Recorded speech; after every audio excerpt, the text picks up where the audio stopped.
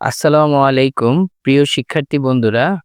আজকে আমরা এসএসসি রসায়নের পর্যায় সারণীর ওয়ান শট এমসিকিউ দেখব। চলো শুরু করা যাক। প্রথমেই আমাদের যে প্রশ্নটি আছে ১ নম্বর প্রশ্নটি, মেন্ডেলিফের পর্যায় সারণীর মূল ভিত্তি কি ছিল? তা আমরা জানি মেন্ডেলিফের পর্যায় সারণীর মূল ভিত্তি ছিল পারমাণবিক ভর, এবং আমরা এটাও জানি আধুনিক পর্যায় সারণীর মূল ভিত্তি কি ছিল? ইলেকট্রন বিন্যাস।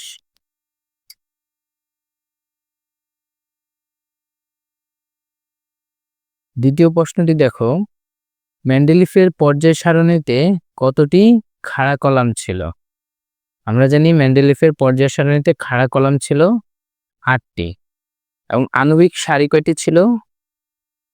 আনুভূমিক সারি ছিল ১২টি। ৩ নম্বর প্রশ্নটি দেখো, মেন্ডেলিফ কতটি আবিষ্কৃত মৌল নিয়ে পর্যায় সারণী করেন? আমরা জানি তিনি ৬৩ মৌল নিয়ে পর্যায় সারণী তৈরি করেন। ৪ নম্বর প্রশ্নটি, জে.ডব্লিউ. ডোরাবাইনের ত্রয়ী সূত্র কোনটি? তো তার আগে আমাদের জানতে হবে ত্রয়ী সূত্র কি। ত্রয়ী সূত্র হচ্ছে ৩টি করে মৌলিক পদার্থ একই রকম ধর্ম প্রদর্শন করে। ৩টি মৌলিক পদার্থ যারা একই রকম ধর্ম প্রদর্শন করে তাদেরকে যদি পারমাণবিক ভর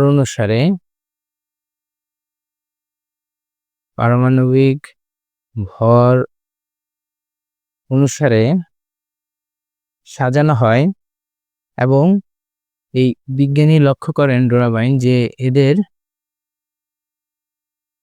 প্রথম ও তৃতীয় মৌলের পারমাণবিক ভরের যোগফল হবে দ্বিতীয় মৌলের পারমাণবিক ভরের সমান। যেমন এখানে দেখো লিথিয়ামের পারমাণবিক ভর হচ্ছে ৭, এবং ৩ নম্বর মৌলটি হচ্ছে পটাশিয়াম, এর পারমাণবিক ভর হচ্ছে ৩৯। আমি এটাকে অর্ধেক করি, যোগফল অর্ধেক সমান পাওয়া যাচ্ছে হচ্ছে ৪৬/২, 23, এবং যেটি হচ্ছে সোডিয়ামের পারমাণবিক ভর, এবং এটাকে আমরা ত্রয়ী সূত্র বলতেছি। তাহলে অ্যান্সার হচ্ছে ক। ৫ নম্বর প্রশ্নটি হচ্ছে কোনটির গলনাঙ্ক সবচেয়ে বেশি? তো গলনাঙ্ক আমরা কিসের উপর নির্ভর করবে? গলনাঙ্ক নির্ভর করছে হচ্ছে আয়নীকরণ শক্তির উপর। আমরা জানি আয়নীকরণ শক্তি বৃদ্ধি পেলে কি বাড়বে? গলনাঙ্ক বৃদ্ধি পাবে। তো দেখো এখানে কি কি আছে? Aluminium, magnesium, potassium, sodium. তো এটাতে যদি আমরা পারমাণবিক পর্যায় সারণীর হিসাব মতো সাজাই তাহলে দেখি সোডিয়াম, ম্যাগনেসিয়াম এবং অ্যালুমিনিয়াম, এবং সোডিয়ামের নিচে হচ্ছে পটাশিয়াম। এখন এখানে আয়নীকরণ শক্তি পারমাণবিক ব্যাসার্ধের উপর নির্ভর করে। পারমাণবিক ব্যাসার্ধ হ্রাস পেলে আয়নীকরণ শক্তি বৃদ্ধি পাবে। সোডিয়াম, ম্যাগনেসিয়াম, অ্যালুমিনিয়াম এই তিনটি একই পর্যায় সারণীতে অবস্থিত, এবং ডান থেকে বামে গেলে আমরা জানি পারমাণবিক ব্যাসার্ধ হ্রাস পায় এবং কি আয়নীকরণ শক্তি বৃদ্ধি পায়। আবার নিচের দিকে গেলে আয়নীকরণ শক্তি হ্রাস পায়। তাহলে এখানে সবচেয়ে বেশি আয়নীকরণ শক্তিকার অ্যালুমিনিয়ামের, অর্থাৎ আয়নীকরণ শক্তি যার বেশি তার গলনাঙ্ক বেশি, অর্থাৎ এখানে উত্তরটি হবে অ্যালুমিনিয়াম, যার গলনাঙ্ক সবচেয়ে বেশি। পরের প্রশ্নটি দেখো, পর্যায় সারণীর অষ্টক সূত্র প্রদান করেন কে? অষ্টক সূত্র এটি প্রদান করেন হচ্ছে নিউল্যান্ড। চলো এখানে দেখি আমরা অষ্টক সূত্র কি। অষ্টক সূত্রটি দেখো, রাসায়নিক বিক্রিয়ার সময় মৌলসমূহ তাদের শেষ শক্তি স্তরে ৮টি ইলেকট্রন পূরণ করার মাধ্যমে নিষ্ক্রিয় গ্যাসের মতন স্থিতিশীল ইলেকট্রন বিন্যাস অর্জন করার প্রবণতা প্রকাশ করে। একেই বলে অষ্টক সূত্র। তো উদাহরণ দেখো, সোডিয়াম তার একটি ইলেকট্রন দান করে ক্লোরিনের শেষ শেলে ৮টি ইলেকট্রন পূর্ণ করতে সাহায্য করে। ফলে কি হয়? সোডিয়াম ক্লোরাইড গঠন হয়, যেখানে ক্লোরিনের শেষ কক্ষপথে ৮টি ইলেকট্রন থাকে। একইভাবে সোডিয়াম এরও সর্বশেষ কক্ষপথে 8টি ইলেকট্রন থাকে। একইভাবে অক্সিজেন হাইড্রোজেনের সঙ্গে ইলেকট্রন ভাগাভাগি করে H2 গঠন করে, যেখানে অক্সিজেনেরও শেষ কক্ষপথে 8টি ইলেকট্রন এবং 8টি ইলেকট্রন তৈরি হয়। একে আমরা বলতেছি অষ্টক সূত্র। পরবর্তী এমসিকিউ দেখি। এখানে আছে অক্সিজেন 2- এর প্রোটন সংখ্যা কত? তো এখানে আমাদের প্রোটন সংখ্যা বলছে, তাহলে আমরা জানি অক্সিজেনের ইলেকট্রন সংখ্যা 8, কিন্তু প্রোটন সংখ্যাও 8। কিন্তু এখানে অক্সিজেন 2- এখানে ইলেকট্রন সংখ্যা কত? এখানে ইলেকট্রন সংখ্যা 8 + 2, অর্থাৎ এখানে ইলেকট্রন সংখ্যা হচ্ছে 10। কিন্তু আমাদের এখানে লক্ষ্য রাখতে হবে, এখানে বলছে প্রোটন সংখ্যা, তাহলে প্রোটন সংখ্যা থাকবে 8। তো এখানে 8 নম্বর প্রশ্নটি হচ্ছে কোবাল্টের পারমাণবিক ভর কত? তো আমরা পর্যায় সারণী দেখতে পাই কোবাল্ট হচ্ছে 27 নাম্বার পরমাণু, যার পারমাণবিক ভর সংখ্যা হচ্ছে 58.93। তো এখানে আমাদের অপশনে 58 আছে, অ্যান্সার খ। 9 নং প্রশ্নটি দেখি। পর্যায় সারণীর 3 নং গ্রুপে কয়টি মৌল আছে? আমরা জানি পর্যায় সারণীর 3 নং গ্রুপে মোট 32টি মৌল রয়েছে। চলো 10 নং প্রশ্নটি দেখি। এখানে M একটি মৌল, যার ইলেকট্রন বিন্যাস দেওয়া আছে। প্রশ্ন বলছে এটা কোন গ্রুপে অবস্থিত। তো আমরা গ্রুপ নম্বর যখন দেখব তখন দেখব শেষ কক্ষপথে ইলেকট্রন বিন্যাস এবং তার আগের কক্ষপথে ইলেকট্রন। তো দেখো সর্বশেষ কক্ষপথে ইলেকট্রন হচ্ছে 4s2 এবং এর আগের কক্ষপথে আছে p, অর্থাৎ এখানে আমরা s অরবিটালে যে সংখ্যক ইলেকট্রন আছে তার গ্রুপ সংখ্যা হবে কি তাই। এটা হচ্ছে নিয়ম 1, s অরবিটালের ইলেকট্রন সংখ্যা। তাহলে এখানে মৌলটির অবস্থান হচ্ছে 2 নং গ্রুপে। পরের প্রশ্নটি দেখি। এ মৌলটির পারমাণবিক সংখ্যা 26। পর্যায় সারণীতে মৌলটির অবস্থান কোথায়, অর্থাৎ পর্যায় সংখ্যা এবং গ্রুপ সংখ্যা আমাদের নির্ণয় করতে হবে। তো 26 নং মৌলটির নাম হচ্ছে ফেরাস। তো আমরা এটা ইলেকট্রন বিন্যাস দেখি।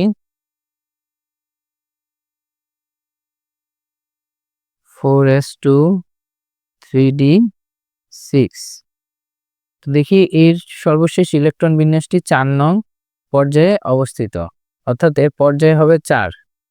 এখানে 3টা আছে। এখন আমরা গ্রুপ নাম্বার দেখব যে s অরবিটাল এবং তার আগের কক্ষপথে কি আছে, d অরবিটাল আছে। তাহলে ইলেকট্রন বিন্যাস হবে s এবং d অরবিটালের ইলেকট্রন বিন্যাসের যোগফল। তাহলে গ্রুপ নাম্বার হচ্ছে 8। তাহলে অ্যান্সার হচ্ছে ক। 12 নং প্রশ্নটি দেখি। এক্স মৌলটির ইলেকট্রন বিন্যাস 1s2 2s2 2p6 3s2 3p6 3d5 4s2 মৌলটির পর্যায় সারণীর কোন গ্রুপে অবস্থিত? তো এখানে গ্রুপ সংখ্যা বের করতে হবে। দেখো সর্বশেষ ইলেকট্রনটি 4 নং পর্যায়ে এবং s অরবিটালে প্রবেশ করেছে এবং s অরবিটালের আগের অরবিটাল d অরবিটাল আছে। তাহলে আমাদের গ্রুপ সংখ্যা হবে s এবং d অরবিটালের ইলেকট্রন সংখ্যার যোগফল, অর্থাৎ এখানে গ্রুপ সংখ্যা হবে কত, 7। তারপরে 13 নং প্রশ্নটি দেখো। তৃতীয় পর্যায়ের 16 নং শ্রেণীর মৌলটি উত্তেজিত অবস্থায় যোজ্যতা শক্তি স্তরে সর্বোচ্চ কতটি বেজোড় ইলেকট্রন থাকতে পারে? তো তৃতীয় পর্যায়ের 16 নং শ্রেণীর যে মৌলটি সেটি হচ্ছে সালফার, তাই না? সালফারের ইলেকট্রন বিন্যাস যদি আমরা লিখি,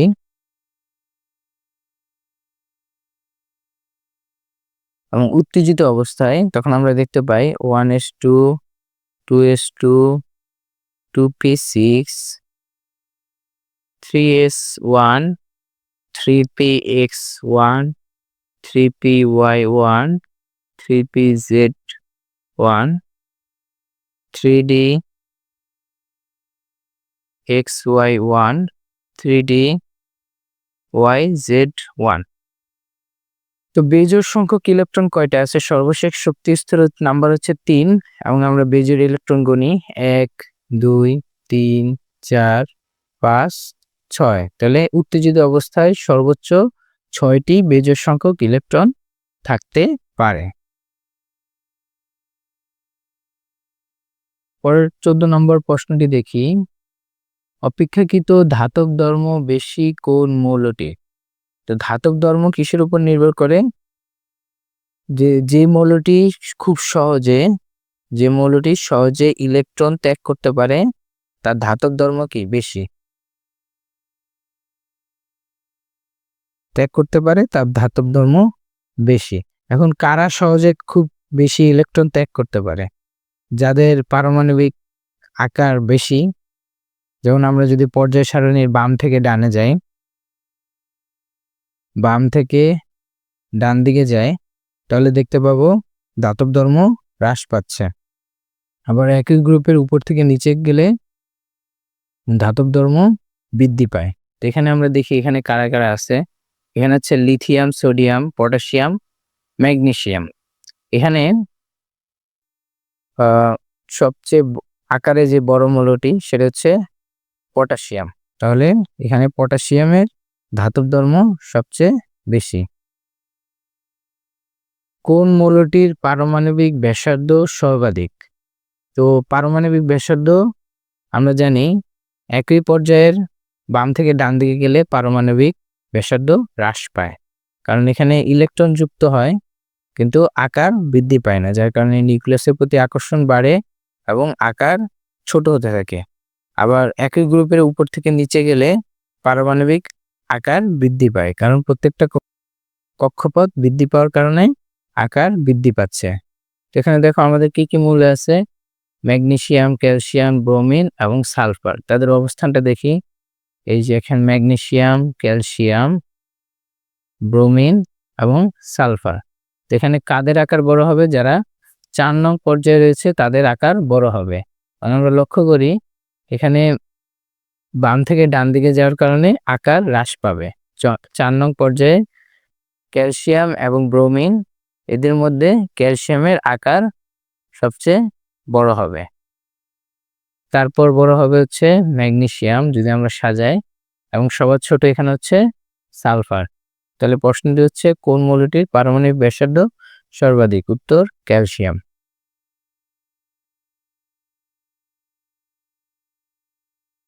16 নং প্রশ্নটি, কোন মৌলটির আয়নীকরণ শক্তির মান বেশি?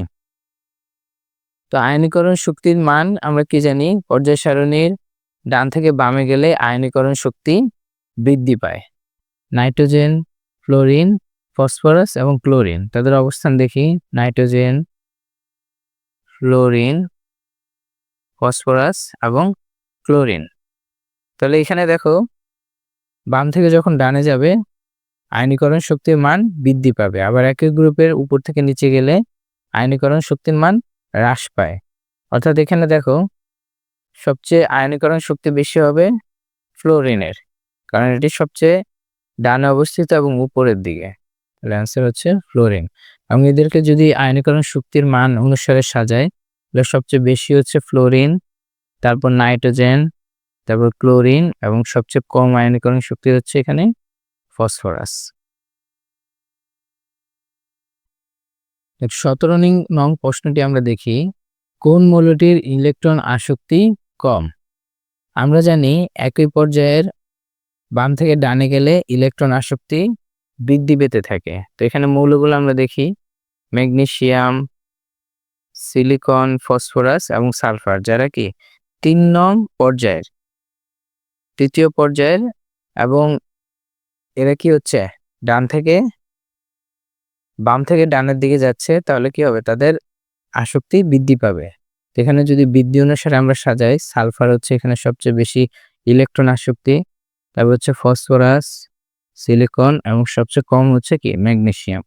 তো এখানে আমাদের অ্যান্সার হবে কি ম্যাগনেসিয়াম। 18 নং প্রশ্নটি দেখো, ক্ষার ধাতুসমূহের সক্রিয়তার ক্রম কোনটি? আমরা জানি সক্রিয়তা নির্ভর করে তাদের যত দ্রুত ইলেকট্রন ত্যাগ করতে পারবে তার সক্রিয়তা তত বেশি, এবং ইলেকট্রন ত্যাগ করার ব্যাপারটা পারমাণবিক ব্যাসার্ধের উপর নির্ভর করে। যার পারমাণবিক ব্যাসার্ধ বেশি তার ইলেকট্রন ত্যাগের প্রবণতা বেশি। তো নিচের দিকে পরমাণুগুলোর ইলেকট্রন ত্যাগের প্রবণতা বেশি এবং এরা হচ্ছে গ্রুপ 1 এর মৌল যাদেরকে ক্ষার ধাতু বলা হয়। তাহলে দেখো এখানে সবচেয়ে সক্রিয়তা হচ্ছে সিজিয়াম, তারপর রুবিডিয়াম, পটাশিয়াম এবং সোডিয়াম। তাহলে অ্যান্সার হচ্ছে আমাদের ক। 19 নং প্রশ্নটি দেখো, নিচের কোনটি মুদ্রা ধাতু? আমরা জানি মুদ্রা ধাতু হচ্ছে গোল্ড, কপার, সিলভার এবং রোজেনিয়াম। তো এখানে আমাদের অ্যান্সার হচ্ছে গোল্ড। কোন মৌল রঙিন যৌগ তৈরিতে ব্যবহৃত হয়? আমরা জানি অবস্থান্তর মৌলসমূহ রঙিন যৌগ গঠন করে। অবস্থান্তর মৌল, এবং এখানে অবস্থান্তর মৌল হচ্ছে ফেরাস। অ্যান্সার ক। আমাদের সাথে থাকার জন্য এবং আমাদের ভিডিও দেখার জন্য সকলকে অসংখ্য ধন্যবাদ। দেখা হবে আগামী কোনো ক্লাসে। আসসালামু আলাইকুম।